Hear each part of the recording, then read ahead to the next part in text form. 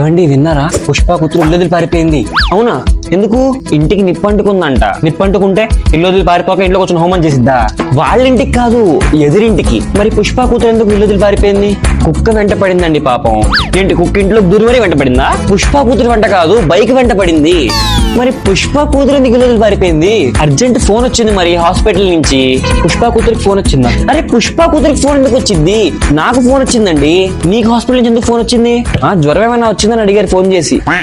ఏంటి హాస్పిటల్ మధ్య ఫోన్ చేసి పెడుతున్నారా ఏంది? ఒంట్లో బాగుందా లేదా అని. నాకేం తెలుసు, వాళ్ళకి బేరం లేదేమో. అసలు పుష్ప కూతురు ఎందుకు ఇల్లు వదిలి పారిపోయింది? ఎవరో బాయ్ ఫ్రెండ్ అంట అనుకున్నాను నేను. అందుకే చెప్తా ఉన్నా పుష్పకి కోర్టుకేషన్ వద్దురా అని. పుష్ప కూతురికి కాదండి బాయ్ ఫ్రెండ్, సరిత కూతురికి. మరి పుష్ప కూతురు ఎందుకు ఇల్లు వదిలి పారిపోయింది? సరిత కూతురికి కాదిరిగింది కదా పాపం, మొన్న బైక్ నుంచి పడిపోయింది. అంటే సరిత కూతురు కాదిరిగిందని చెప్పి తన బాయ్ ఫ్రెండ్ పుష్ప కూతురు లేపుకెళ్ళిపోయాడా? అసలు ఆ అబ్బాయి ఎవరిని లేపుకెళ్ళాడండి. అదేంటి, ఆ అబ్బాయికే బ్యాక్ పెయిన్, బియ్యం బస్తా లేపలేడు. పుష్పాల కూతురు లేపుకెళ్తాడు? అబ్బాయి లేపుకెళ్ళలేదు, సరిత కూతురు ఇంట్లోనే ఉంది. మరి పుష్ప కూతురు ఎందుకు పారిపోయింది?